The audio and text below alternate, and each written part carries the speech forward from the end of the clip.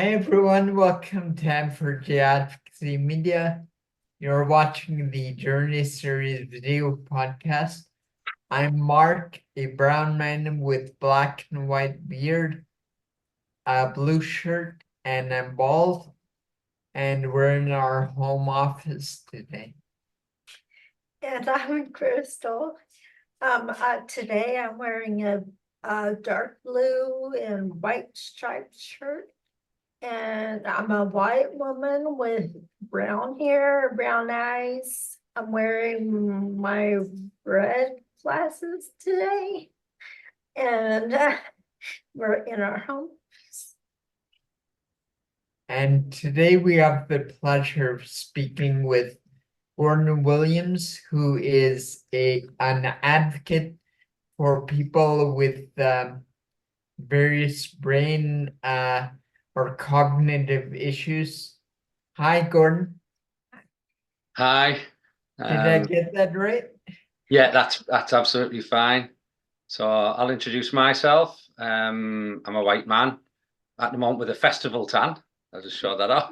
I'm wearing, I think, thin metal rimmed reading glasses, and I have on a grey hoodie, and I'm bald also, and I have it looks like on the camera it looks half grey, half black beard.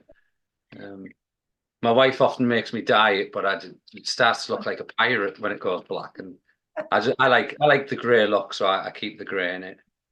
Yeah. So, do you want to tell us a bit about your journey? And I know you talked to us a bit during the pre-discussion about your early life and childhood and how that contributed to who you are now and the journey that you've been through. So tell us about that. Yeah. But to skip ahead from my childhood, I was diagnosed as an adult.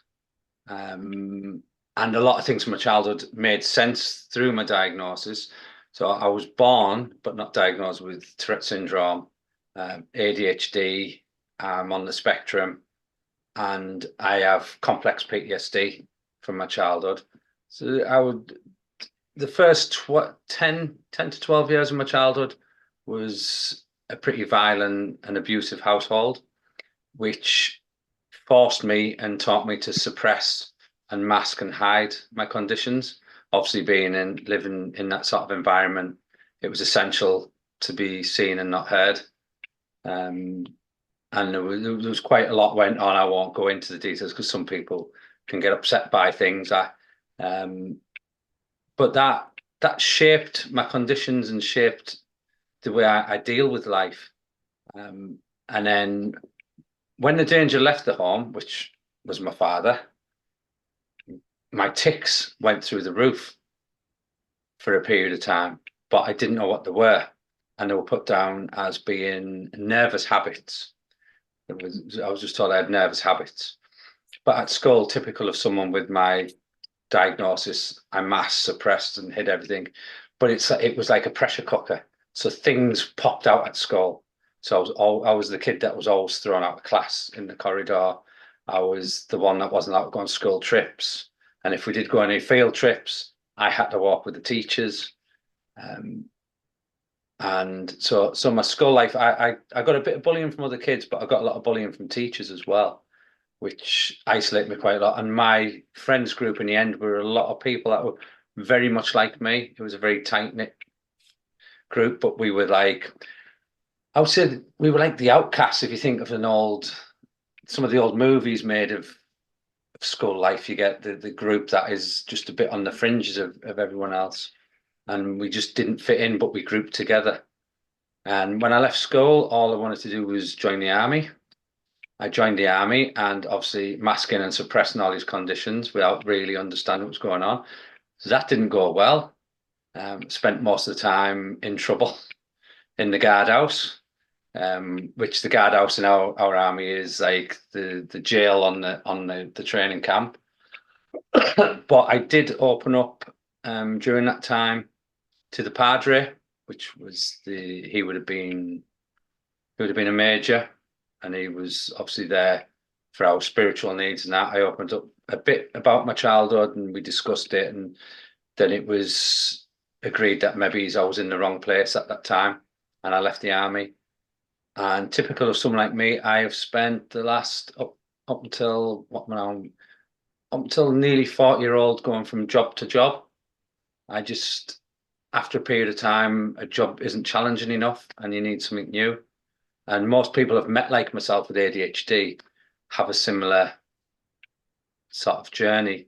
I have moved up in jobs, but I found when I moved up the ladder in jobs, especially to management, I couldn't change the way I am. I couldn't change my personality. I couldn't change the way I am with people. And I just didn't fit in with management because I always feel like I've got to treat people fairly, which it sounds awful to say, but a lot of management in some of the jobs when you become management, you have to treat people probably not so nice. And I didn't agree with that. And so I couldn't change my sort of morals and the way I deal with people and treat people. So I always failed. I realized I had Tourette's in my mid-20s. I seen it was an American documentary, and I had a group of teenagers on stage, and each one had different tics. And I identified with each one. And I thought, that's me. I've got Tourette's. I thought, no, I can't have that. I can't have that. It doesn't fit in with my life. It's a weakness. It's going to affect me badly. So I went back to masking. I was also going through my first marriage, which my childhood set me up for my first marriage, which was very abusive and violent and ended quite badly. And I think that being in that sort of violence again helped me mask and suppress. And then when I met my second wife, who I was a really, really nice person, and my life got really settled, my tics started coming through again, and things started when I was relaxing, things were coming through. And I managed to live with my second wife, who I'm still with, for 6 years, masking and suppressing Tourette's, ADHD, autism, and she used to hate it because on a night when I thought she'd sleep, my tics would come through, and she thought there was a mouse in the house. She'd go, "What are them noises at the night?" I hear this squeaking noise through the night. I went, "I don't know." And I would lie, and I would have to make up things. So if I said something which was part of my Tourette's, I would go, "Oh, I'm just joking. It's just a joke." And the funny thing was, I went the day I knew I really needed help. I went to my doctor, and I had a little bit of a breakdown. Said, "Listen, I need help. I've got Tourette's." Finally said it for the first time in my life, and he understood straight away. And when I came home, my wife was wanting to tell me that she'd had enough. She couldn't cope with me anymore. So she said, "I've got to talk to you." I said, "Right, well, I've got to tell you something as well." She said, "I'll go first. You go first." So I went first. I said, "Listen, I've been to doctors. I've got Tourette's, and I've been spending all this time hiding it. And I'm sorry." She went, "That explains everything. I feel bad now. I was going to ask you to leave because I couldn't cope, but now," and it was just like one of them moments. That sort of saved our relationship, but explained everything. And then she went through a process of, who did I meet? Did I meet you? Did I meet someone with Tourette's? Who are you now? Have you changed? And so she went. So I understand it was a lot for her to take in and learn to live with, as well as me learning to. It was like coming out. I went from hiding everything to being really open and telling everyone, literally at flippers, which is probably typical of my diagnosis. But after I'd seen the doctor, I got the diagnosis, I then had to find my own specialist. So that was my next part of my journey. I had to find my own specialist, get the doctor to refer me to this specialist. And I went through a couple of neuropsychiatrists till I met this lady who was just absolutely amazing. And it's one of the things I now teach in the university with students is, it wasn't that she found me answers or solutions for my problems. She understood me. She listened to me. She understood what I was saying. She understood that some of the things I was saying, I was in control of. A lot of people would panic with some of the things I talk about. And I had an amazing journey with her. We set up support groups together. We did a lot of research together. She actually had me talking at to other neurologists with her. And unfortunately, she left, and I went back over and got another neurologist who wasn't of her level and was quite insultive of my own understanding of my conditions, and it was hard to take. And during all this journey, I was coming to the end of my work life. I was being quite well supported at work at first, and then there was a change in management and a change in attitude. New manager had actually said to someone, should someone like me be around the public? Which I was in a public facing job. I was a security manager in a superstore. So I was quite public facing. And I had a few little tricks that I had, like chewing chewy to help with tics. And I'd wear dark glasses to cope with the lights and things. And they took those sort of things away. And I had a nose operation during all this as well, because I had a bit badly deviated septum. And after the operation, I got an infection in my nose, which spread into my brain. I spent some time in hospital. When I came out, a lot had changed. I now understand that I suffer with fatigue, which is mental fatigue. Physically, I'm fine. I can go to the gym every day. But yesterday, I paid a few bills on my laptop, and then I was mentally fatigued afterwards. So I went from being able to run a whole department to not even being able to pay a bill. And I went from full-time work to part-time work to I tried medication, which I didn't want to do, which then altered my personality. Citalopram, I think I was put on. And for some people, it works brilliant with my wife who's got depression, but I was disappearing for 4 or 5 hours at a time, walking down the middle of the road. And when I was at work, I was wandering round and round in circles. And so they said I was acting suspicious. They had loads of CCTV footage of me at work. I eventually, to try and keep my job, I went to court, but I had to pick my mental health over fighting for my right to work, because going to court fighting big organisation is not easy. And when you have an obsession with the truth and lies and accuracy, and these letters come through with lies and stuff in it, takes a massive toll on you. So I can see you're identifying with that straight away. It's a lot of people. I reckon my support group was last night, and I had some new people in my support group. And when I talk to them, and I talk about, rather than asking them what their problems are, I talk about myself, and I see them nod, and I know that you've gone through this or you're going through that, and and it gets people to open up quite a bit. I'd been working since as young as I can remember. Even going out carol singing when I was a kid was like a job, where me and my brother and sister worked together. Which houses gave you the most money? And we were always work oriented, washing cars in the summer holidays and stuff. So being out of work for the first time ever in my life, it was hard. And someone helped me through a bit of support and some support groups. And I seen the value of that. So when I got back on my feet, I explained it as in I used to be this big cog in the machine, and I sort of broke, and then I had to refashion myself into a smaller cog, and now I'm back in the machine. I'm not doing as much as I did before, but I'm still there doing something. I have to feel like I'm part of something and I'm doing something. So I started slowly doing befriending, where you would befriend someone else who was struggling, and just literally be the friend and support them. And I moved away from the big charities because I felt they were more money motivated than people motivated. And I was at a conference and I heard this charity talk, and they were really big on how carers were looked after, and how carers were looked after if they lost the person they were caring for. And I became quite interested.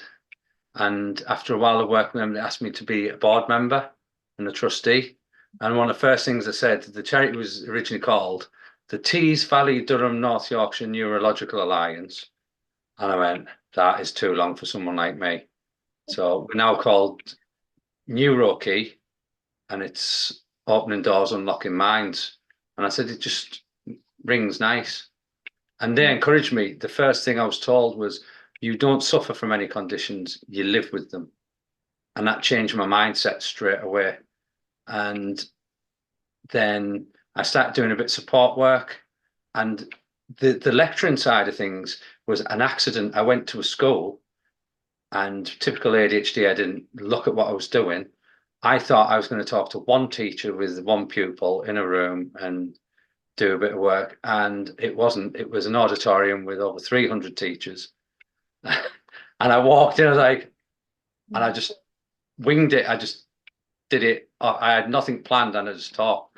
I did, because of my lack of filters, I did upset a few teachers, but they asked me what sort of things would trigger a tick. So I was just honest and told them, and I said, but that's my life. My life, I go around, I never get a break from myself. And if I'm around people long enough, someone who doesn't understand me will get offended, because I have zero filters. And most people, when they're around different people, their filters change. So if they're around the mothers, they definitely don't swear. They definitely have a different way of talking. And when with the friends, all the filters come down. But I'm not. I'm like that everywhere I go. And it can be quite hard sometimes. People do get offended. But people ask me why I pre-warn them. When I meet someone new, I'm like, by the way, I've got Tourette's and I have no filters and that. And I go, well, why? Why are you letting us know? Because once you're offended, your brain keeps that link with an offence to you. But if you pre-warn them, they don't get offended. They never have that link. It's I've done a lot of reading and studying on psychology and neurology, especially since what I'm going to talk about. After the support work, I started doing talks in universities. It started out as a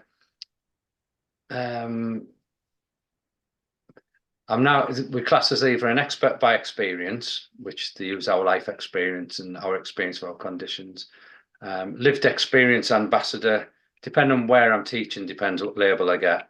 But I've taught at Durham University, which is one of the top universities in the country, Sunderland, and my local university, which is Teesside University. And I'm now an associate in clinical psychology. And our charity is now partnered with the university. We do research with the research psychology department, and we've developed a self-management tool for people with long-term disabilities, and that was developed by people with disabilities, and we used as many people with different disabilities to develop the tool for how to improve your life, how to look at your life and live better, and it works. It works. We're now developing a handbook on how to run a project with people with disabilities and how they're included properly. So now we're going to teach people how to use us properly and make us equals in the process, rather than we're there just because we're disabled. We're not. We're there because we should be on the same level. So it's quite an interesting. So where I'm at now, I never fitted in any support groups because my conditions are so different, partly because of my childhood. So I created a support group for what I thought I needed, and it turns out a lot of people need the same thing. And it's now become like a room that is a neurodiverse sort of universe. Anyone neurotypical walks in, they struggle. So they know what it's like for us in their world when they come into this world I've created. And I've now started panel. We've done our first session of people with ADHD and autism that go out and train companies, and we've trained an employment agency. And I took a lad who I met who's got autism, and he was more or less non-verbal when I met him. And I was so proud to see him sit and talk more than me, educating a group of people in an employment agency. And he told them off when he insulted him. And I was so proud of him to see how far he's come. And he actually said it was down to the fact that he'd met me and he'd come to this support group and he'd learned to speak and be himself. And then now he's out talking to people. That's awesome. But it makes me feel good. I watch people in the room grow and the smile, and I just stand back and like, this is what it is. And the secret is not to control it.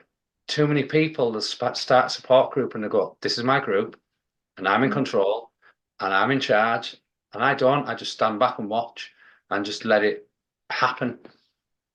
We don't like control. People like me don't like to be told what to do. And we don't like social cues. We all struggle when we say goodbye. It's so awkward. So people just walk out the door, and there's no goodbye or anything because we don't like it. It's hard. I hate going to family functions because I stand there. I have to leave at some point, and then I have to say goodbye to people, and I find it so hard. But because I understand that, I run the group like I say, yeah, just go see you. And people just walk out the door, and we have the lights dimmed. It's pretty dark in there. Yeah. I did do a demonstration to someone once. I turned the lights on, and it was like the film Gremlins. Everyone's like, bright light, turn the light on. And I turned it back up and said, see, we like it dark. So when we do a training session, if we go out to a company, we turn the lights down. We're like, you're in our world. You want to learn from us, you come into our world with us and do it our way. And I think that's a way forward. I think they've got to stop looking as like we've got to be forced into their way of doing things all the time. Same thing with us, we recognize, and obviously people we have on will talk about this stuff, and of course we've dealt with a lot of it, but same thing, we don't really talk about ourselves, but I mean, everybody in the disability community on some level and some on much bigger levels have dealt with this, and it's a really hard thing to deal with. Where, we want to be something that people can understand the generational traumas and just the way people were raised and the systems that were put in place that held us down and kept us hidden away and kept our voices quiet and stuff like that. And in essence, also turned a blind eye and justified why other people needed their voice heard before yours. And and part of what we want to do is explain why those things existed and why we all feel like that and why it's important to unlearn those unconscious biases and unlearn that ableism that we have. It's a really hard thing to do, but it's important that we do it so we can advance as a society, not only for us, but for future generations. Yeah. One of the big things is that the bias that Crystal's talking about in the judicial system, or just out in the public and talking to people either within family or just at the supermarket. Just people make assumptions when, we have certain challenges and anxieties that make some things more difficult, like at times remembering things or remembering the right word for the things or speaking properly or speaking the word way people would expect, rather. They make certain assumptions about our intelligence levels, right? And that sort of determines how they're going to treat us or mistreat us. I get sort of the opposite. People look at me because I do mask anything physical really well, and I go to the gym. So do you work in pounds? So I'm about 98 kilos in weight, and I train really hard on the weight. So physically, I look in good shape. And I don't know what people think I should look like, but they say I don't look disabled, and I'm like, but I've got a friend who's in a wheelchair in the gym who's got cerebral palsy, and he's so intelligent and I have such great conversation. But he said people look at him as like, they see the chair and they're like, and he's got cerebral palsy, like, right, he must not have any intelligence. He must just someone in a chair that is just being put into the gym. But they also don't see that we have a sense of humor and a sense of humor about our life, because some of the things that, because people say to him, what's the hardest thing about your day in your chair, getting about and that? And I actually said to him, I said, you know what I'd find hard? I said, if you go in a lift, you're at that really bad height where everybody is anyway. And he said, some people are just so unclean. He said, I'm down at this height. And we were laughing and people were looking like, should you be talking? I said, well, we can talk about what we want. It's his life, it's his experience. And I put myself in his shoes. So the worst thing I would think was being down there, being around this, the sort of orders that you would, I'm trying to be nice. And I have these conversations with all of my friends. I've got a friend who lives the bottom end of the country, and he's got Tourette's and ADHD, but he also grew up in the 80s as a gay person when it had to be behind closed doors. He spoke to his teacher and he was kicked out of school for trying to get help to learn how to live his life. So he's had not just a disability, but then the whole trying to find his way in the world, his sexuality. And he wrote a screenplay in the end. He does a stage performance as he calls it, I think it's a 90s team, because he grew up in the 80s, but a lot of his problems were 90s. And we have some amazing discussions. I can ask him any question about anything to do with that world, because I think his brother was one of the first people to transition as well. And so I get a lot of insight. I'm interested. I have a big interest in people. I think we get really interested in other people's lives and other people's sort of struggles. I would imagine all the atrocities going on in the UK right now. As a speaker and someone in the group, you probably have a lot of people in that group that need support and need to be able to speak about all the things that they're dealing with, thinking about all these issues. When you do talk about those things, what are the biggest questions or worries? The main thing that actually at the moment that's coming into the group is adult diagnosis, and because we have mainly adults in the group, there's, I think it's 3 to 6 years waiting list to get a diagnosis for ADHD. Probably the same for autism.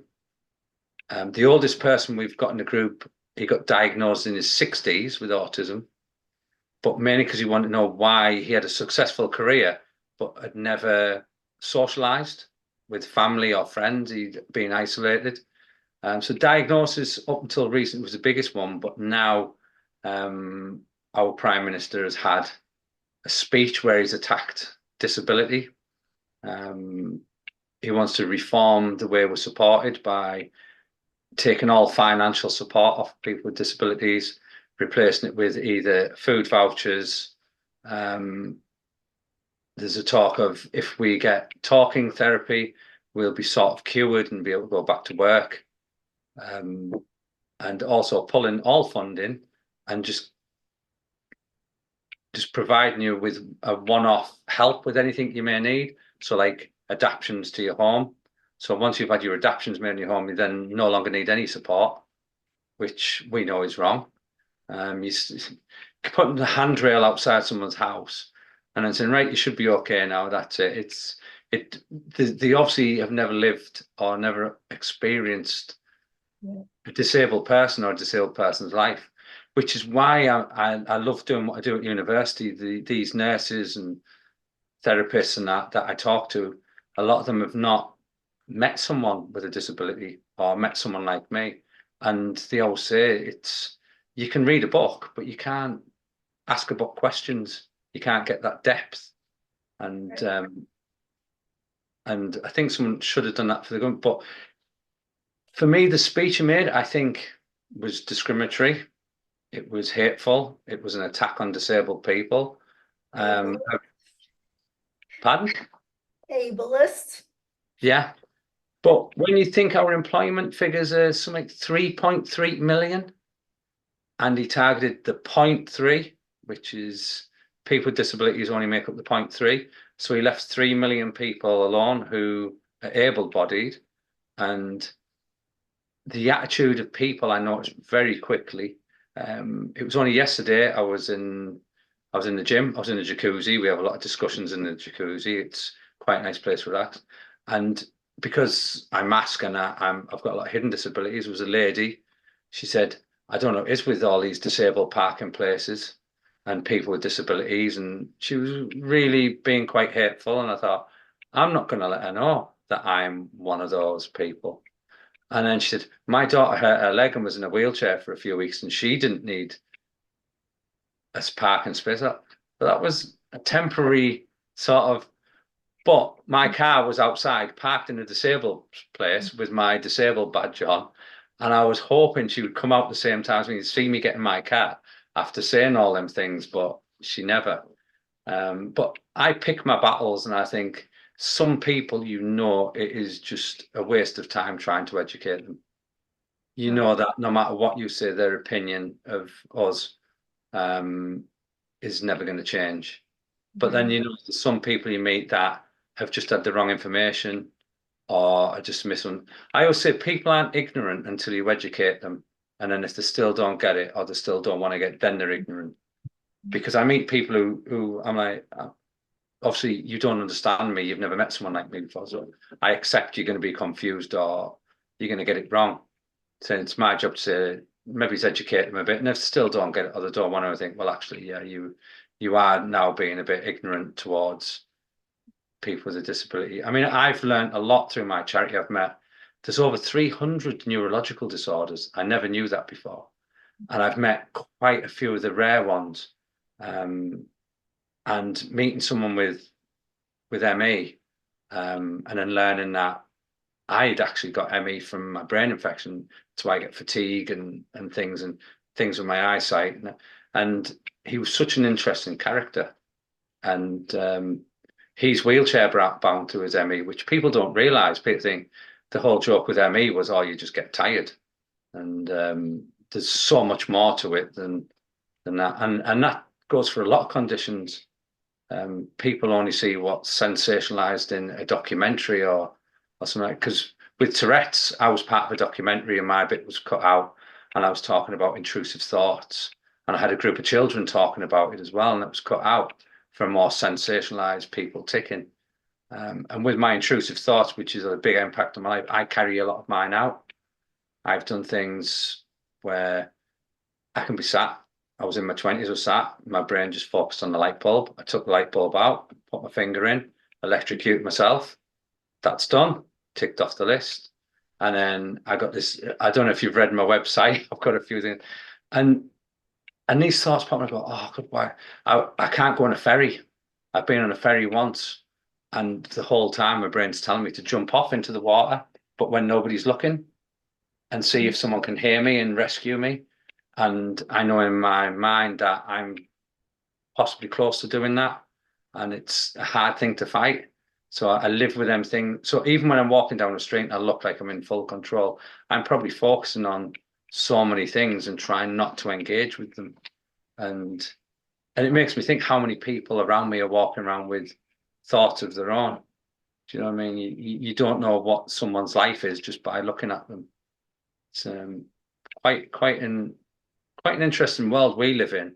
And I often wonder what it'd be like to walk around and not have these sort of things going on, not to have to fight urges, fight thoughts, hold in tics, try not to offend someone with my unfiltered approach to things. And it's...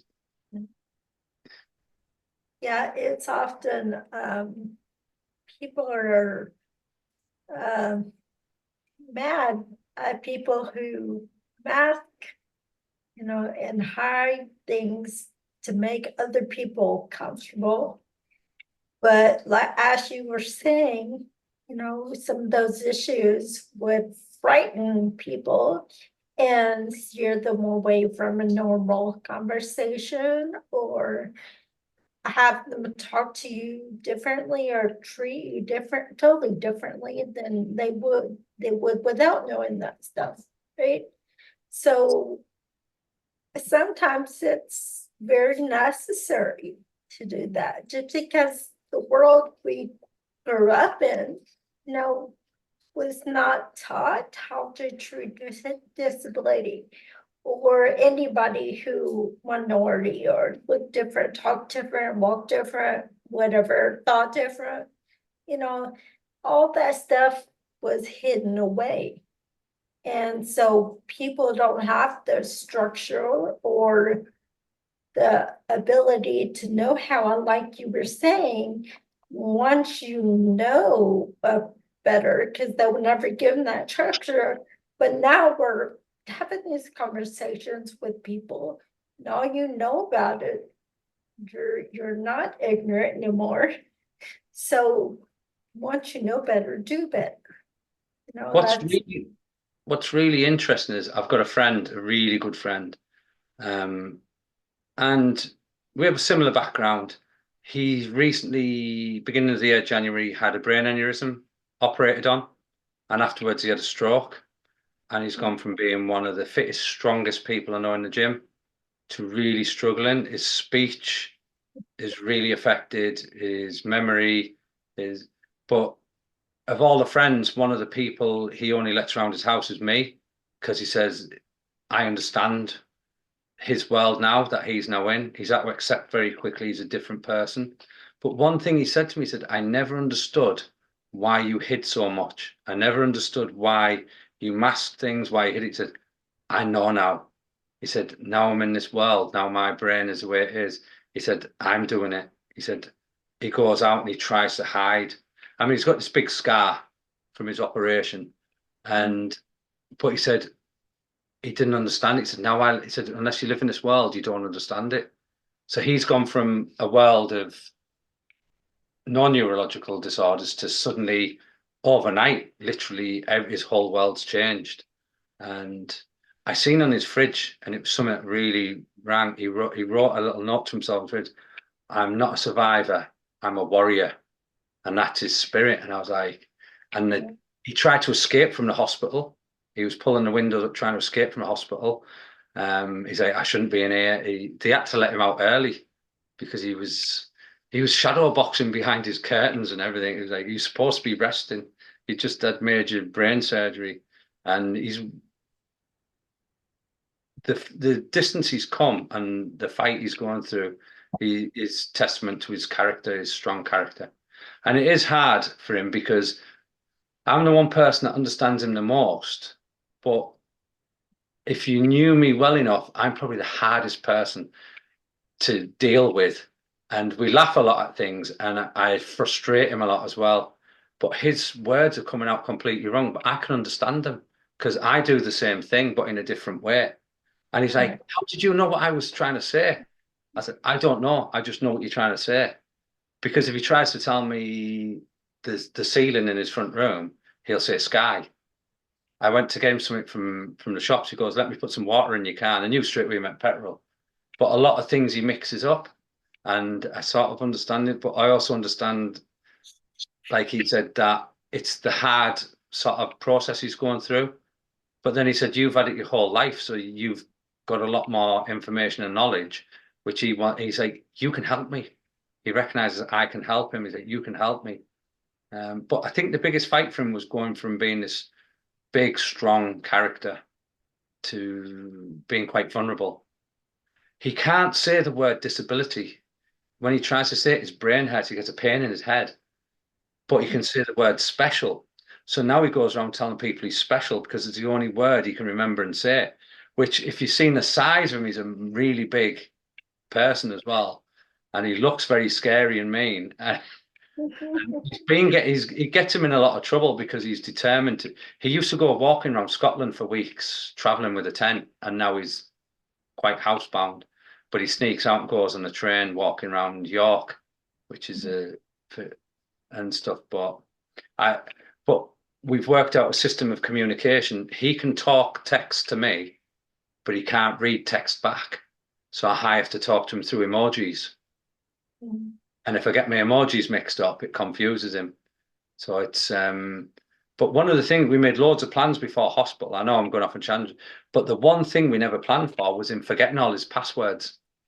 We planned Oh, we planned every possibility of him going in for this operation, coming out, and when he come out, he didn't know his password to his iPhone, his iPad, and his everything. It was like, I've got his PIN number for his bank and everything. Like, God, we should have written all them down. So now I've remembered that. I think anyone I know is going for any sort of operation, write all your passwords down, keep them safe somewhere. But I'm learning so much because I'm on the journey with him. And I've got a friend who I met who's many years down the line after a brain injury. But going through this journey, I'm learning, and I'll use that to help other people. And I think he's mentioned he'd like to help people when he's ready, because obviously he's going to live through this and one day be ready to do something. I think that's what it's about. The whole lived experience thing is we can help each other better, I think, than other people can. There's people who come to my support group who've paid something like £40 an hour for counselling, then spent an hour with me and said they've got a lot more talking to someone like me than they have talking to a professional. And I think if you get the right people helping the right people, that's half the battle. Sure, certainly true. And that ties in with the what you were talking about before, about being open with people and experiencing life with them. As right now a lot of the world is very divided, like it's very us versus them. Like in the UK, it's non-disabled people versus people with disabilities. And I'm sure the speech the Prime Minister gave, as with many other politicians, he's just trying to get votes. So he's gonna speak to whoever's the majority. I'm sure if there were 30 million people with disabilities in the UK, he'd be speaking to them, right? Yeah. Yeah. Right. So I wouldn't really be too concerned with that. They're just gonna do, but I think people, we've been trained a lot and educated a lot with this scientific model and way of doing things, which is great, but it only takes you so far as a book, or like you were mentioning, giving some talks at universities, and your title changes all the time depending on who you're talking to, right? Yeah. And I think like for people like you or people like us, it doesn't really matter what you call us, because that doesn't change who we are. But it's more for the potential audience and people that are listening, like they need a reason to want to listen to us. Right? And so they need a title, or that they need a piece of paper on the wall or something. And yeah, that just further divides us all and keeps us separate. It was the look I seen on some academics' faces one day. They asked me, would I be interested in doing a degree at the university? I said, why would I want to be in debt to have a piece of paper that says that I know what I already know? yeah. And the looks on the face like, actually, you've hit a point. During lockdown, I signed up to an online education. I can't remember what it's called now. And I started off doing autism and ADHD courses.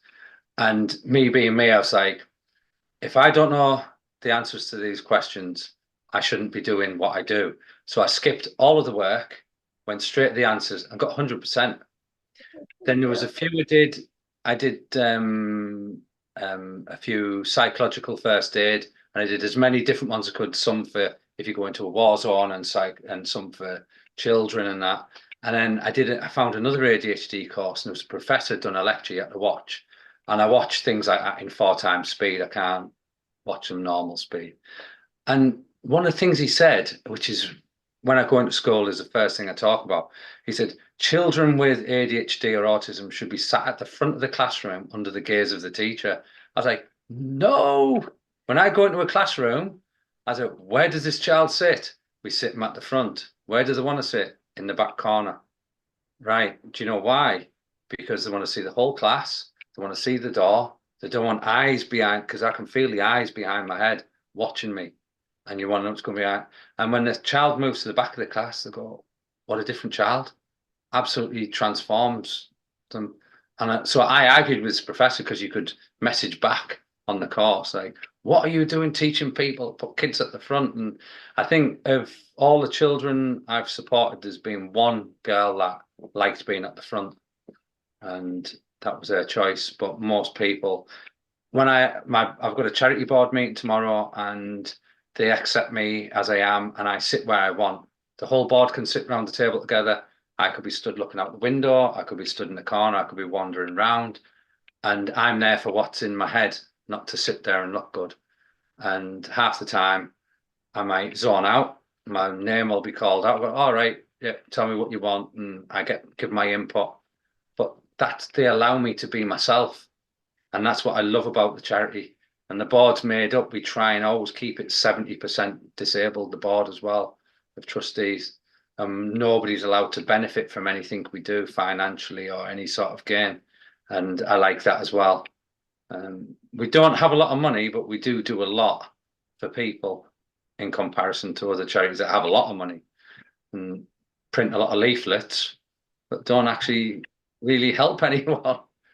They have a good bank balance, but they're not really helping. And we see that a lot. So a lot of my stuff when I'm online, I say, stop being lazy.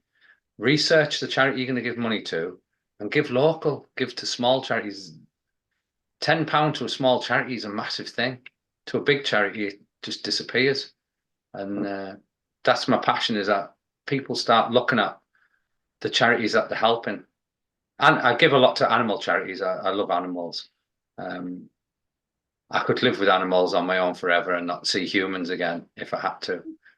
My dog, I mean, she's disappeared, but I think personally for myself, for mental health, something I never touched on, my dog.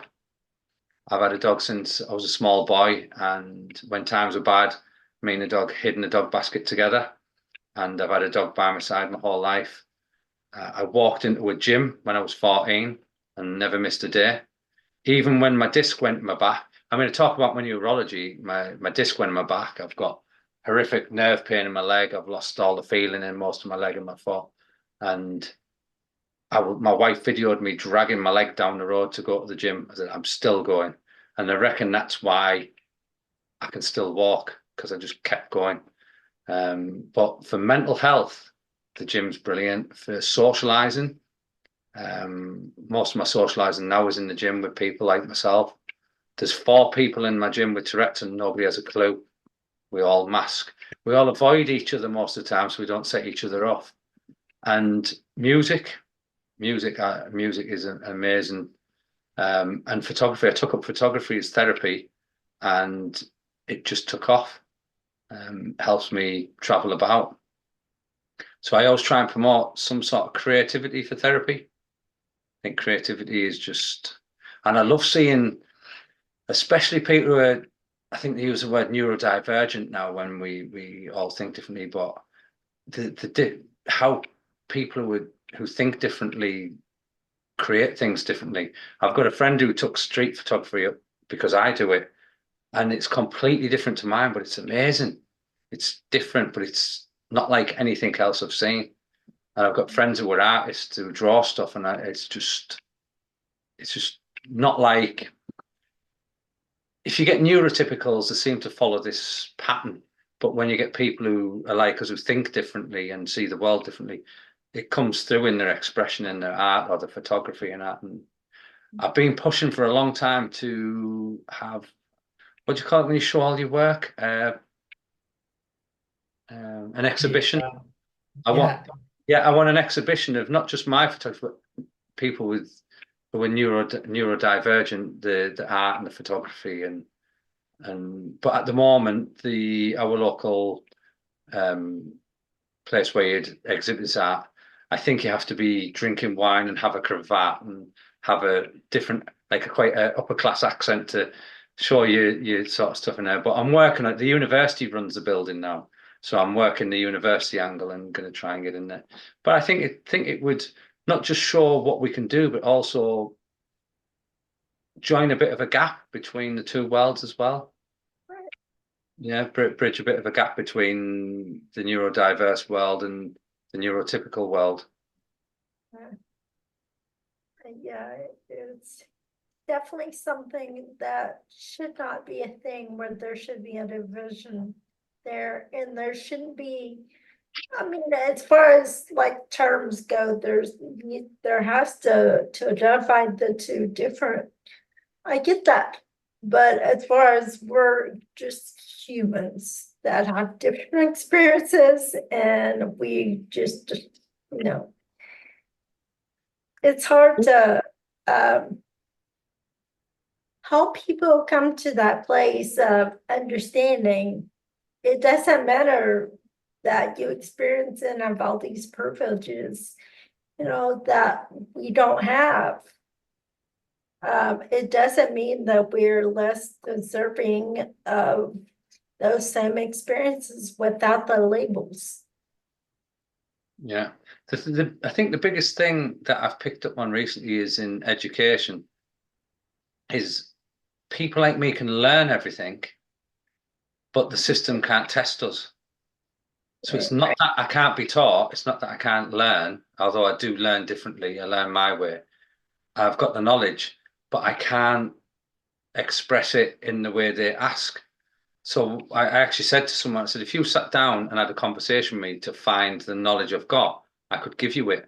But if you give me a test or you ask me to write a dissertation and things like that, it's not going to come through. So I said, it's not the people that are the problem, it's the system.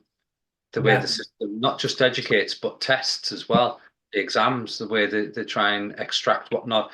And I noticed with a lot of students as a lot of students can learn everything, they can remember what they've been taught, but they don't understand it. And more so within like psychology, nursing, things like that.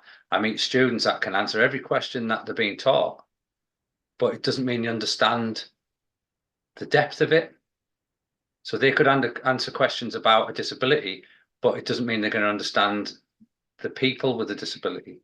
If you know what I mean, there's a difference between regurgitating words and understanding actually what you've been taught. And I see that in the different people, because they've now started using experts by experience on the interview panels at the university. So we're involved with interviewing candidates for the doctorate in clinical psychology. And it's interesting, the candidates I pick out as opposed to the candidates they pick out, the academics. I see something different in people to what they see, and it's quite interesting. Yeah, I'm sure it's the same in the UK, but in the US and Canada, it's very much like there's a very structured form of education, and the education is understood as somebody going to school and then graduating and then getting a job, where they look at the piece of paper that you acquired at the some school you went to, and it's all this very assembly line kind of system. And lots of people, they stop their education after they've gone to school because this is time to work, and don't see education as a lifelong thing, and it doesn't have to be in the school, and it doesn't have to be learning out of a book necessarily, but that doesn't easily fit into the system of the economy that economies that have been built in countries like the UK, Canada, and US. It's not gonna make the Elon Musks and the Bill Gates rich, you know? Yeah. Yeah. And on like what you were saying about people learn in different ways and need to be tested in different ways. But if they're only learning it and regurgitating what they've learned on a test and effectively they're scoring well on it because just they memorize it, right? Well, that's also a disconnect in their own brain. And have you even really taught them anything? Because they're only running down what they remember. They're not able to arrive at a conclusion in their brain to take forward in another situation because they're blocked off at that whatever you're teaching. It stopped there. So yeah, to me, it seems very, if someone needs to learn different or arrive at a conclusion in a different way, a good teacher will realize this and teach the way that their individual student needs to learn stuff. Yeah, because I think I got in a lot of trouble at school for questioning things as well. I don't just blindly follow things. I've never been. It's like, I mean, I listen to Jordan Peterson quite a lot, but I don't blindly follow him and agree with everything he says. I pick out what I believe I agree with and helps me. I mean, on my website, I've written my school diary and some of my life, and that's something he teaches is it's called self-authoring. And I thought I was quite interested because I've been doing that anyway, and it has, without realizing it's helped. And then I read a book called I found online because although I'd learned about myself, I wanted to learn about the neurotypical brain to see where I fit in the world and why I affect people. So I read a book called The Idiot Brain by Dean Burnett. And what I liked about he apparently does a bit of comedy, but he's also I think he's a neuroscientist. So he wrote it as an easy read, but with a lot of information. And I learned a hell of a lot about how badly the neurotypical brain works anyway, and then where I fit in it, where I've got too much of one thing going on and none of something else, and then realized this is why sometimes I've said to people I can be in a room full of, I've got a very large family, I've got 8 kids, 12 grandchildren, I've got brothers and sisters and that. I can be in a room full of family and feel lonely because I'm the only one like me. Apart from my grandchildren are like me, but obviously they're very young. And when we get together, it's chaotic. But being in a room full of friends and family sometimes can be quite hard because you are the only one like yourself. And whenever I go anywhere, I always pick out the loners in the room. If I go to a wedding and I see someone sat on their own, I go and sit with that person because I don't like to see someone isolated, and two, because they're probably more like me than anyone else in the room. You probably find that they're the person who's probably autistic and is struggling. And when you sit with them and you're like them and they pick up on that, they feel more comfortable and interact more. And I know it helps me as well. So it's a two-way sort of thing. But I don't know if you get the same experience sometimes if you're in a function and you sometimes feel you're the only one that is in your world. and you look around, everyone's like, when I start speaking, how can I stand out as being slightly different? Yeah, and I think going back to our conversation of masking, when you're thought of as different, or you're weird, or you don't experience things the same, and you have different perspectives, but then you're constantly shut down because those experiences are uncomfortable and not understood, because again, leaders and governments were not they did not properly prepare societies for disability and for somebody who was thought different or talked different or whatever, so in those spaces, yeah, of course, if I'm constantly shut down and told to be quiet, and other people or voices are more important than mine, then eventually, yes, I'm going to shut down and stop talking. And if you want to call that masking, fine, but that's not me doing that. That's because something you did, sorry. Go ahead. Yeah. It comes through in my support group with, you can see the sort of upbringings different people have had. There's a gentleman my age who's autistic, and he really struggles, and talking to him, this support group was the first time he's interacted with people on a level as friends. He was brought up quite strict and isolated from, he wasn't allowed friends because he was different. His mother isolated him from the world. So he's never really had the chance to interact with people until he's in his 50s. And we've been working him week after week to he's a really large character as well. He's very loud. And he said, I shout because no one would listen to me, and I had to shout to be heard. And I was always told to be quiet. And so he's learned to shout to be heard. And he's never learned that you can talk quietly and people will listen.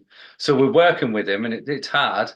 And he is a bit of a character because he seems to like only wearing skin tight Lycra shorts, which are quite revealing. And it's a sensory thing for him. So we just have to accept it. And so we've got this support group full of people, and then he walks in with these shorts on.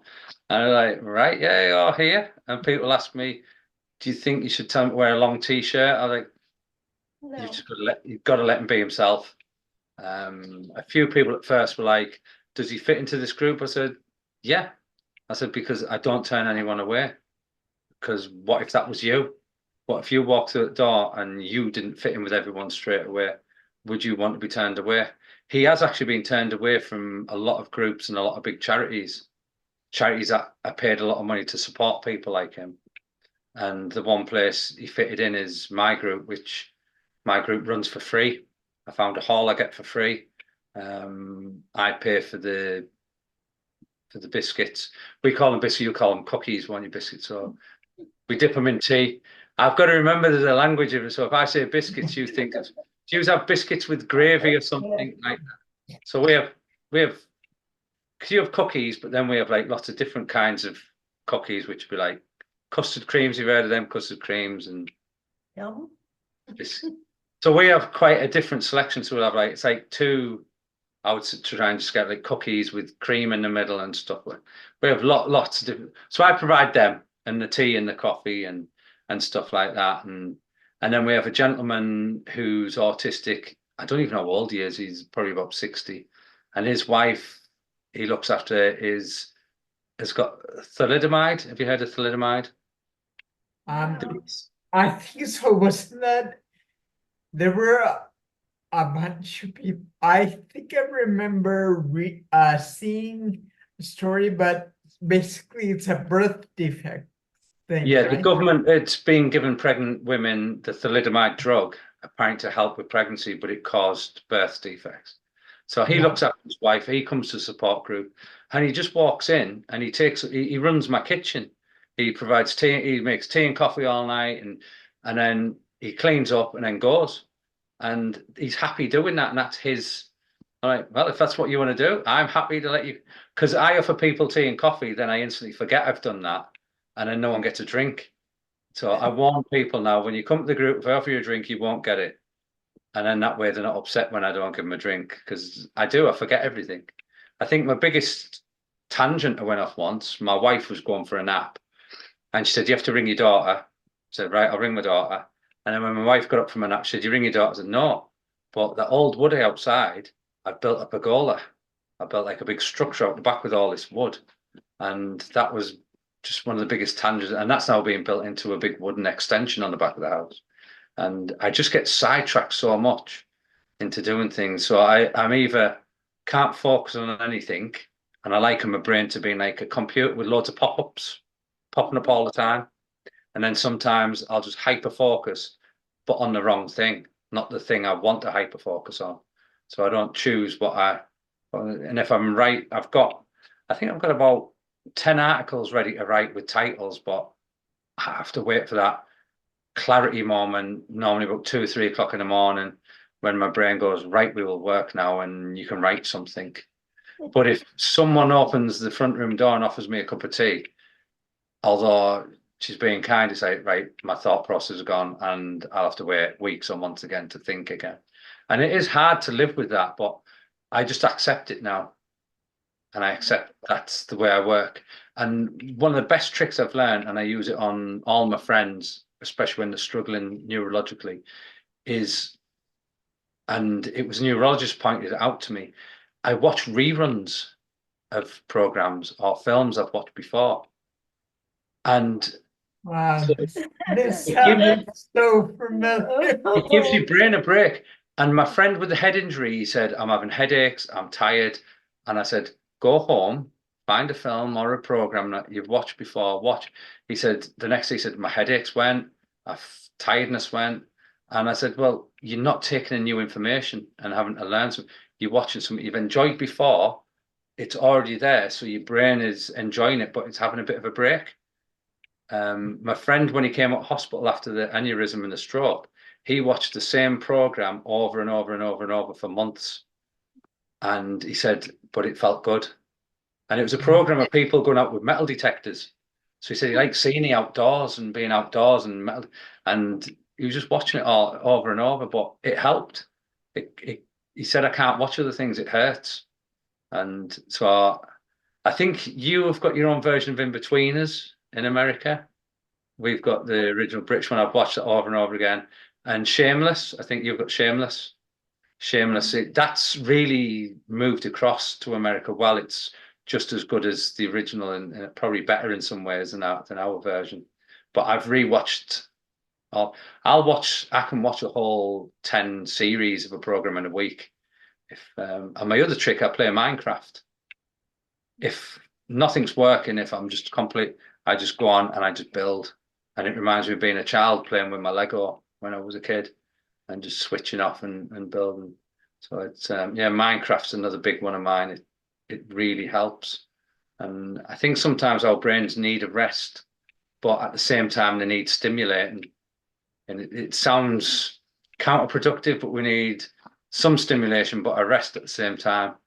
And my wife took a while to understand that. It's hypocritical when she talks to me, when I have to be messing about with things and looking in cupboards and fiddling. But when I'm talking to her, I need her to look at me.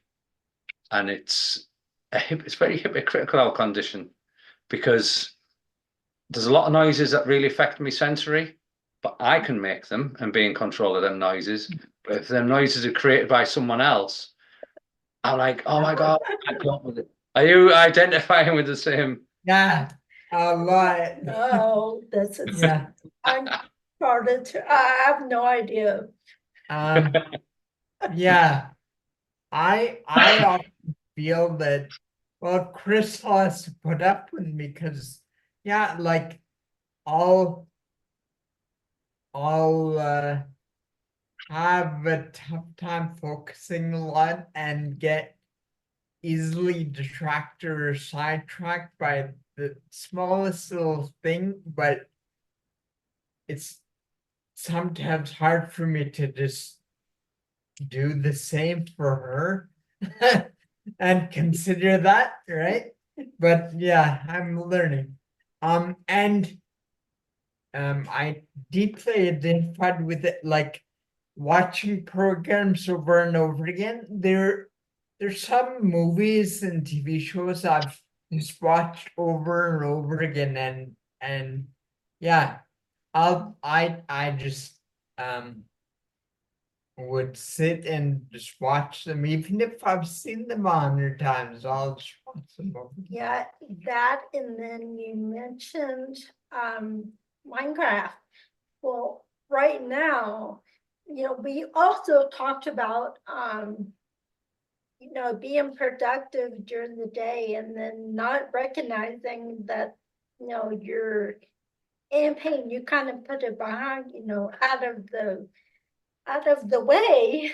And then when you finally go rest and lay down, right? That's when all the pain comes and their neuropathy starts and all the things happen, And so we'd like to either right now we're watching a bunch of Star Trek series, and right now it's Picard. And we also like to play medieval Medieval dynasty, which is I like a love them building. sort of games. It's like a city building type game. Yeah, I love them sort of games. I can Yeah. spend. I think I played one of them games once. I think it's about 10 o'clock in the morning. I thought I'll have an hour, and the next thing it was something like 11 o'clock at night. Like, because you just get so immersed into it.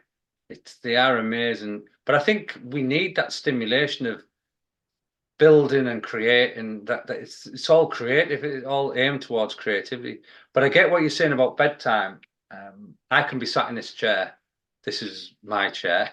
There's only my dog sits in this chair other than me, and she growls at people if they go near it. She protects it. I could be falling asleep in my chair, but as soon as I go to bed, I'm hyperactive. I start ticking, I'm wide awake, I'm hyperactive. But then when I lie down, the nerve pain starts really bad when I lie down. And then the overthinking, I go through everything. Everybody I've talked to that day, I overthink everything. Did I sound stupid? Did I say the wrong thing? Have I upset someone? Have I said this? Have I done that? Which is hard about my support group as well, because when I come on from the support group, have I talked to everyone? Have I upset someone? Have I given the right advice? Have I helped everyone? Did I do what I'm supposed to do there? And it is hard when you go through everything. But my wife, she goes to bed, she lies down. Halfway through the first word to her, she's asleep. I look at her, I'm like, how the hell? I would love to just be able to go to sleep. So I get excited. I have sleeping tablets. So I treat myself once a week. I take a sleeping tablet and I get excited that I'm going to sleep. And I'm going to sleep for more than 3 or 4 hours. And I'm like, it's people don't get it. People who just sleep, people can just go to bed and go to sleep. It's like, but you don't realize how lucky you are that you can just go to sleep. Such a simple thing. Yeah, I've for the longest time, I've like even now I can only sleep for maybe 3-4 hours. No, but and if I go back to sleep, then I'll sleep longer. Yes. But generally it's about 4 hours and I'm up. So if I go to bed at 11, I'm up at 3. No. Whether I choose to go back to bed is different, but I actually slept better at the festival on a hard field than I do at home. But I think when you're away from probably all these lights and technology, is it your natural circadian rhythm kicks in? I walked coast to coast with a friend of mine from across Hadrian's Wall. We walked the width of the country. It took us 3 days, and my back never felt better. My back felt brilliant. My sleeping pattern had kicked in, and you eat differently as well. I think you just turn into more of a natural human being. And when you're at home, you sit watching telly and your brain goes, go look in the fridge. There's food in there, even though you don't feel hungry. And it's like, but it does, your brain just like picks up. I snack on cheese. So that way I don't eat chocolate and things like that. The best thing I did, I gave up bread a few months ago. And from a digestive system alone, it's been amazing. And my body fat dropped straight away. So then I give up sugar. I don't have sugar in my tea and coffee or anything anymore. That made a massive difference. And I've gone to 85% dark chocolate, which at first is very bitter, but it's a lot healthier. So I'm a bit obsessed on my diet at the moment. I eat mainly meat as well, and some vegetables. Processed food has a big effect on my neurology. If I process food today, tomorrow I'm the naughtiest adult ever. I'm in a lot of trouble. And I say to my wife, you fed me processed food yesterday, so it's your own fault I'm in trouble today. Yeah. But It I certainly is a huge change too. And no sugar, hardly any sugar, I should say. Yeah. And the bread, Yeah. no gluten, that trying to get rid of those things. I mean, you can't do it completely because you have to unlearn that stuff. But what I've learned is at Christmas and birthdays, I've told people now, don't buy me chocolate, don't buy me, if you want to buy me anything, buy me meat. So people, so at Christmas, I got 2 big legs of lamb for Christmas, and Oh, nobody wow. else in my house eats lamb. So I roasted this big leg of lamb and I had it all to myself.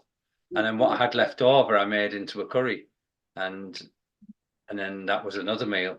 So because I don't find I like drinking alcohol anymore like I used to. I think the only person I drink with is my brother when he visits. We'll go out and try different flavors of gin, and that's it. But I don't. When I was at the festival, I didn't enjoy. I stopped drinking at one point. I said, I'm not really enjoying having a drink. I just want to enjoy the music, the people, the fresh air, and the fact that my phone would. I turn my phone off. I just like a break from technology, and I think technology breaks would be a really good thing for some people, especially people from our generation, what they call as Generation X. We didn't grow up with as much technology as around us now. And my daughter's moan, you haven't liked my picture. I went, well, I do like the picture, but you haven't pressed like. I said, I don't have to press like to like it. I didn't grow up with Facebook and things constantly having to. I get banned from Facebook quite regularly because I have no filters. So and my wife now looks before I message, and I'm like, I say, is this an appropriate reply? She goes, no. And I go, why? She goes, someone will get upset. I said, but why? It's what I think, but you can't say that now. I said, but why? And I just can't understand why I can't talk the way I've always talked and think the way I've always thought. Because the world's changed. You've got to be so careful with how you speak. Even with my website, Neurologically Challenged, I've had one person get upset by the name of it. So I wrote how I come about with the name. And it was just one day I just said to someone, oh, I'm just neurologically challenged. And it was sort of tongue in cheek. But then I thought, actually, I like that. And I bought the website and I thought that's my website name. But also because I like a challenge, I see everything that's put in front of me as a challenge and something to overcome as well. And for me, I had my meanings behind it. Other people read other meanings into it. But there's always be someone get upset by whatever title I'd picked. So but it's the same as my profile picture. I changed my profile picture. It was pointed out that my profile picture was too manly originally. So it's now a picture of me receiving an award. I won the Health Watch Award. We have a thing in this country called Health Watch. I won an award for apparently overcoming my conditions as well as doing the support work. And then I got nominated and won. My area is called Teesside. I won the Teesside Hero Award for what I do as well, which it was nice to get. But what I took from it is I must be doing something right. But then the other thing I took from them awards was it gave me more credibility. So when I walk into a school to support a pupil, I've got that credibility of, well, I've done something right. Someone has awarded me something for what I've done. I have had teachers point at me and say, well, what's he here for? And they're like, well, I'm this child's advocate and I've got knowledge and experience to help the teachers. I'm not there to fight the school. I'm there to help both sides work through something. And I always tell the parents, you've got to give the school a second chance. You can't just go in attacking the teachers because they've got it wrong. But there was one school, the head teacher and the special education needs teacher got sacked. They got relieved of the jobs off the back of some work I did and a report I wrote. And the school admitted discrimination to the boy that I was supporting. And he finally got the support he needed. And he's now an adult finishing college with a good job. Whereas when I met him, he was going to fail at everything. And that's what I get out of it, to see these adults that I've met as children needing help and to see them become an adult. But I think the biggest thing is, imagine if you're a child with Tourette's, ADHD, PTSD, and nobody else in your family has that. Who do you look up to as a peer? You don't have anyone to look up to, an adult that's like you, to say, I'm going to become that. So when I get involved with that family, they look at me and say, you're like me and you're living and you're doing life, if you know what I mean. So it gives them a little bit of hope, like, I can do it. I don't have to give up and just fail. And so I think so much comes out of the advocacy and the support, is just showing these people that you can grow up and you can do something. And it's really good. Yeah. So I Gordon. know we've been talking for a long time, haven't we?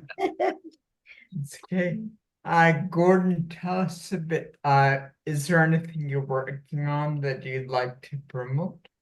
The only thing I'd really promote, obviously the charity I'm trustee for, which is New Rookie, and my support group, which if anybody's looking for support, I have people that obviously you won't know the demographic, but I've had people from Grimsby, which is way down the country, contact me about my support group, which would take them hours and hours and hours to drive here. But I do have people driving quite long distances to the group.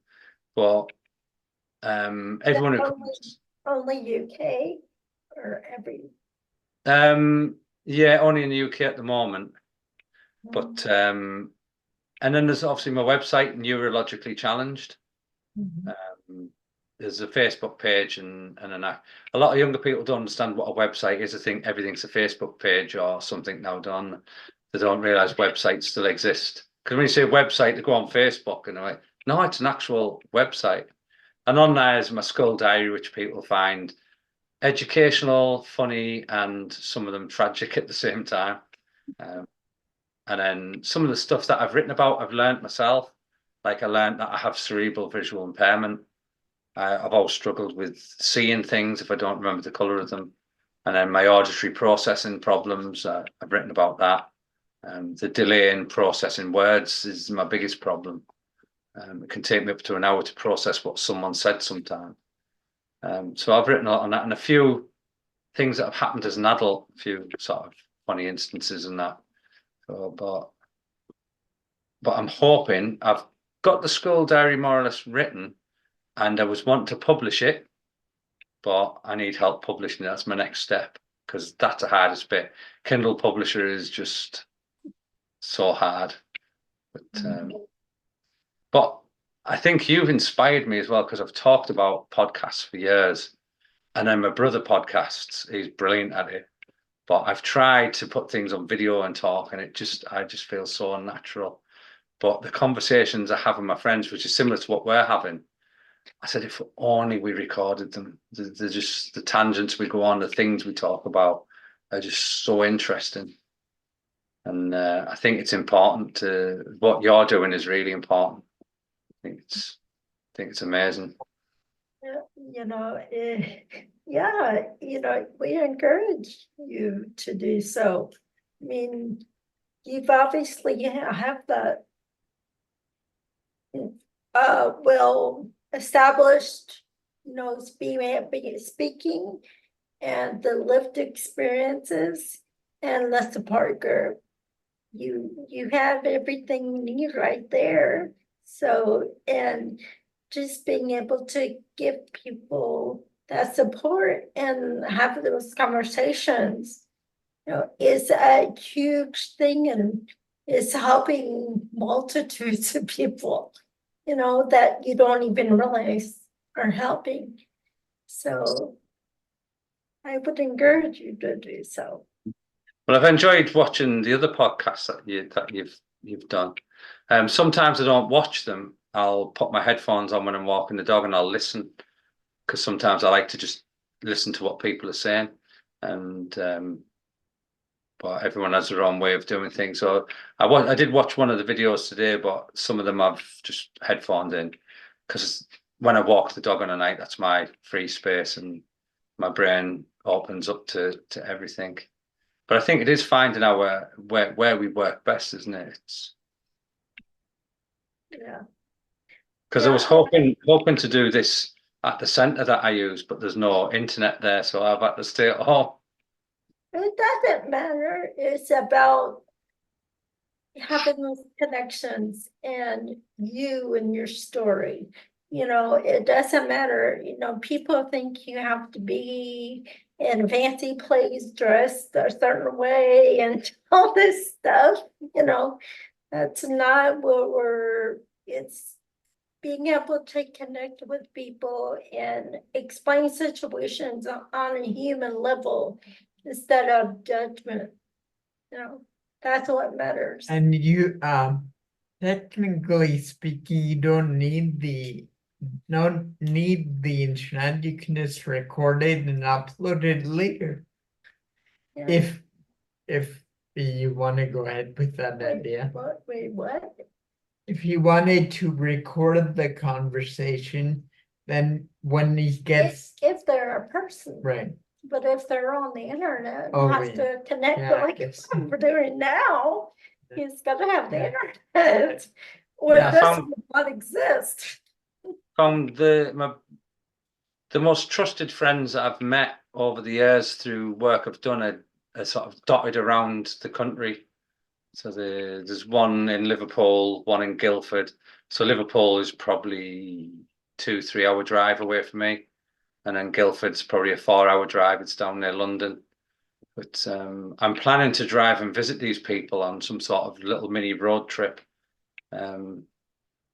So we sort of keep in touch on the phone, and we don't get insulted if we don't answer to each other, because we know there's a lot of times when we won't answer the phone and someone's going through something. But there's a few of us around the country keep an eye on each other, keep in touch quite regularly, which is just people that we've met along the way. Right. So they've Yeah, become quite dear friends as well. Yeah. There's definitely those people that you connect with, either abroad or in your own country, that are more receptive and understanding of what you're dealing with and the issues surrounding, surrounding, like we talked about, the ableism or the tokenism, all these things. They just get it. They just understand, and it's easier to hold on to that relationship. Yeah. Well, my friend in Guildford, during lockdown, he had an online support group, and someone from America joined the group, and they became good friends, and they traveled to the UK to visit him, and then took him back with them to America to stay with them. And so he now travel back and forth. So they made Wow. friends during lockdown, and he travels to America to stay with them. And sometimes he comes to my house to stay with me, because he lives on his own. He stays with my family for a bit. And now he started going to Holland on his own, Wow. which he never thought he would have a life like that traveling. But he doesn't feel safe in London where he lives anymore. A lot has changed. He said London itself has changed, the attitude, the way people are to it. It's quite a dangerous place at the moment under the current mayor. It's knife crime is really bad. I know we don't have guns in this country. Well, we're not supposed to have guns in this country. But my own town, the town I live in now, has the highest rate of all crimes in the country at the moment. But then when you come to where I live, which is 5 miles out of the town centre, it's pretty quiet. Nothing really happens. But if you travel into the centre of the town, it's quite a dangerous place to be. But I think the whole world's changing on that level, isn't it? It's you wouldn't. I often look and think, are we actually a modern society anymore? You wouldn't think it's 2024 the way some people think and act. It's like we're supposed to be advanced. Right. Yeah. Exactly. Yeah. I think if my support group was in charge of the country, we'd do well. Yeah, yeah. The way I listen to them talk and sort problems out is like, right, put yous in charge. Actually, I was thinking about that earlier when you were talking. There's some things which we experience or like your support group where when it comes to like politics and big time, those big shots up there that are making the rules for everyone, it seems very disconnected from the reality of what we're going through. I think it's disconnected from the whole world entirely. I mean, our current Prime Minister, I think he's one of the richest people in the country, and then his wife is a lot more wealthy than him. And a lot of government contracts go to her businesses, so you can see the sort of the way the country's run. It's how they can make more money for themselves rather than how to run the country. I've seen it with my wife. It made me laugh. I don't know if you played the game The Sims. Yeah. Game of Sims. Long time ago. Yeah. Yeah. And I watched her one day and I said, why are all those people in the swimming pool and you've took the ladders away? She says, I don't need them anymore and they're draining me. So she put them in the swimming pool, took the exit away, so they would all die and she would get rid of them. And I said, do you know what? Do you think the government looks at us like a game of Sims? As how can we get rid of people? How can we, and look at people draining the country? They probably see us as numbers more than people. I think that's where the disconnect is. We're just numbers on a sheet rather than people. And I think that's where we did have a prime minister that apparently was one of us, and I knew where he grew up, and he isn't one of us. He isn't working class. I mean, I'm proud to be working class. Do you have working class in your country? Do you class yourselves as working class, middle class, and upper class? They would call it like blue collar, like blue collar, I guess. White Yeah, collar. Yeah. So I grew up on like a council estate, housing estate, and went to a local school, average school and things. And we grew up work class as working class. And then you get politicians who say they're working class, but they're obviously upper class. They come from I should explain, white collar is more like working class or business class, right? Blue collar is more like hands-on worker, like field work. Manual labor, like Yeah. working in a mine or as a logger or whatever. Yeah. Because my brother, although he's the CEO of a company, he's still the same person. It hasn't changed him. So he lives in a mansion of a house and travels all over the world, but he's still the same person. He hasn't changed, which is what I like about him. Nothing's changed him. So when he mixes with other CEOs and CEOs and that, he still keeps his feet on the ground. And with his eye condition, he said he was at a function once and he does mix his shoes up. and sometimes mixes his laces up. I've seen him go out with different shoes on. He can't see. And I think someone mentioned something to him and he just reverted back to how he was as a boy and just said, but does it matter? And he said something to them and they were a bit shocked by his response, which was less of the business sort of world that he's in. But yeah, I've done jobs that I've supposed to have been more middle class, and I just refuse. I'm like, but I'm me. I don't see class. I just see people, I think. Yeah, it's important to um be able to differentiate people as far as like we're talking about labels, right? But not dividing them as saying, I don't see your disability, your wheelchair, I don't see your color, your struggles, because that's like saying, I don't see you. And your experiences make me uncomfortable.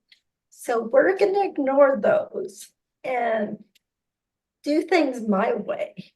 And that puts out a lot of people and a lot of ideas and a lot of, hurt. Things happen that way, Yeah.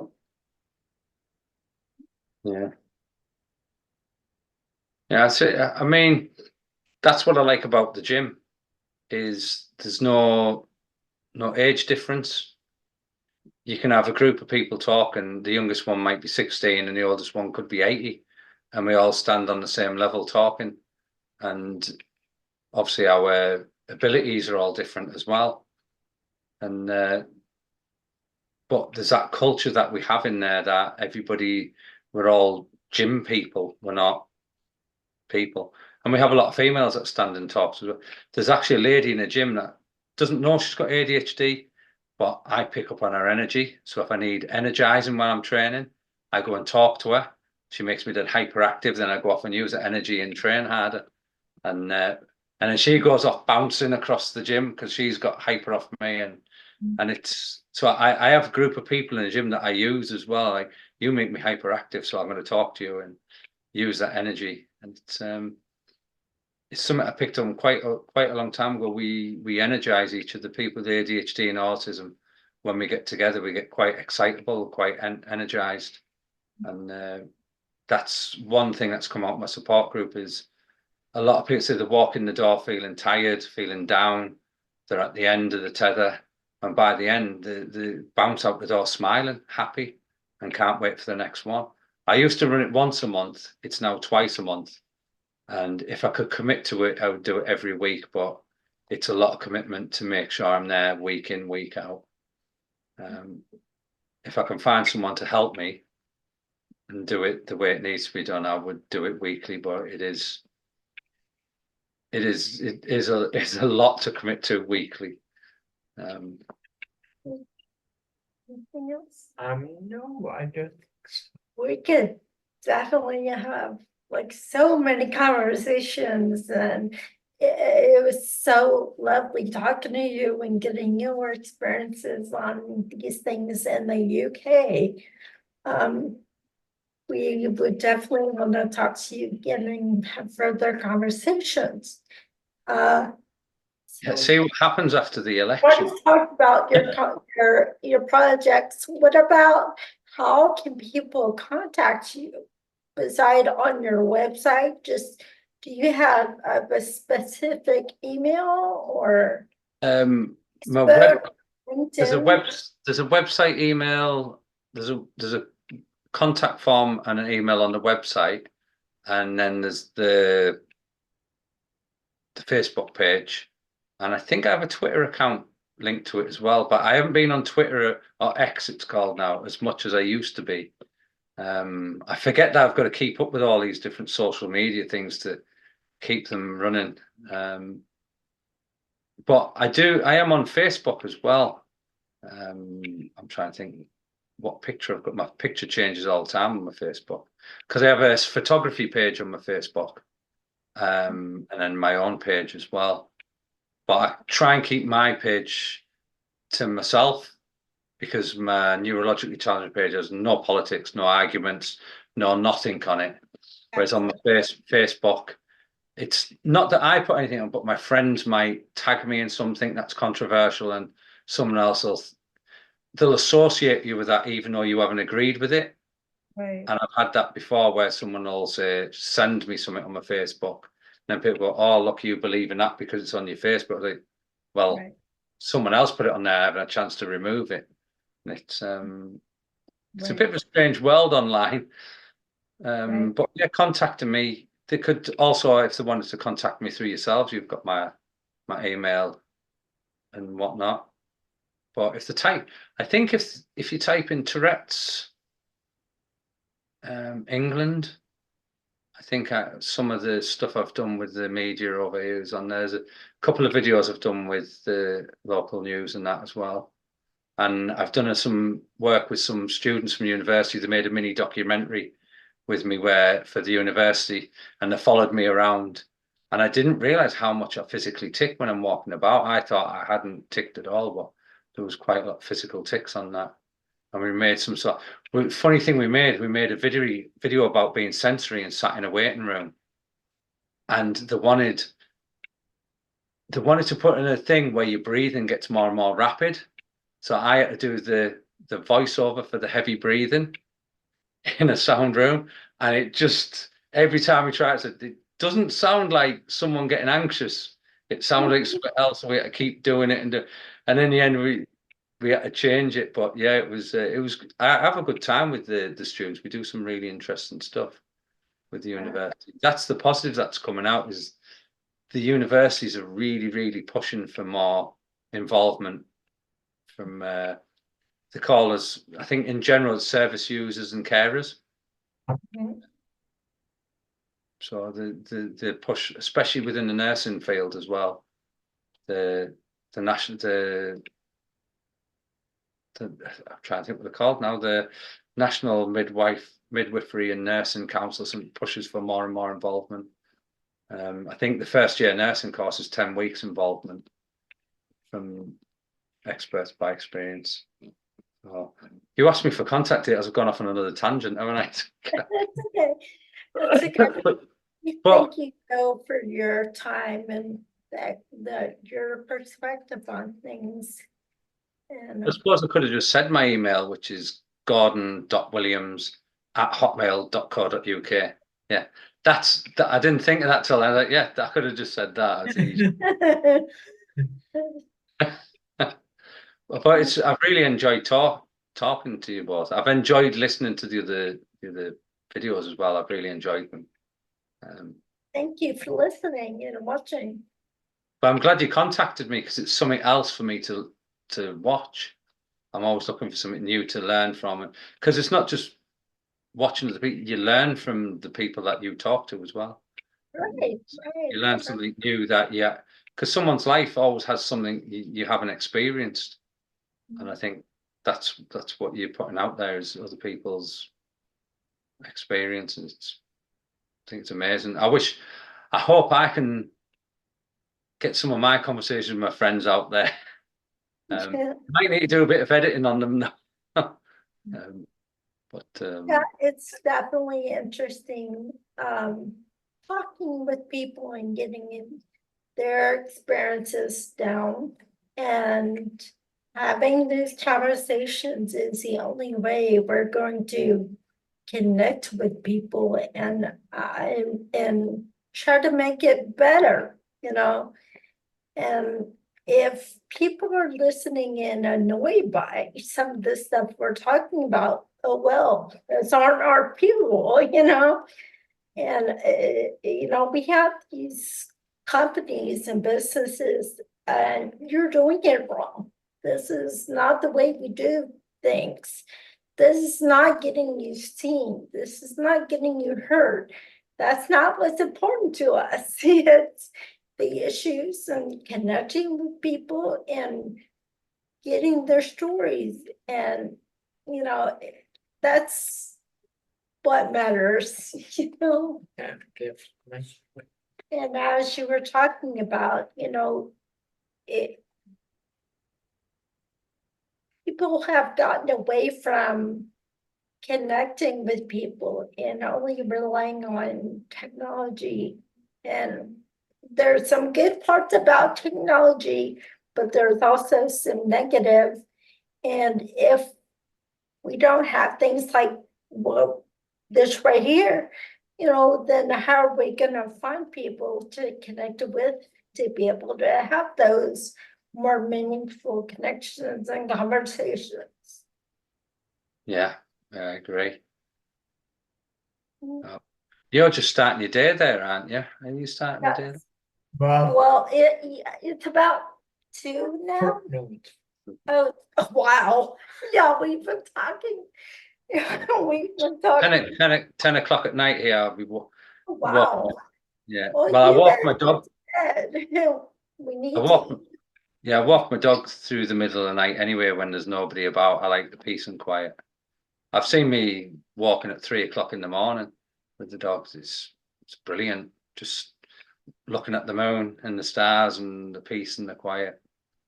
I just Yeah, that's relaxing and, great. yeah.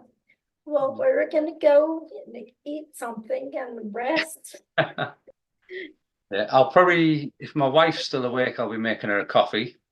She seems to Oh, she seems to live on coffee. yeah, So yeah. I don't drink as much as I used to. I drink a lot of water now. I try and keep hydrated. But it's been brilliant talking to you. I've enjoyed. And if you want me again, I'm happy to talk to you again. awesome. Great. Thank you. We'll be Thank in you. touch. Okay, Bye, Gordon. bye. Bye. See you. Thank you for watching, guys. Don't forget to encourage, educate, and empower someone today. Bye. Bye.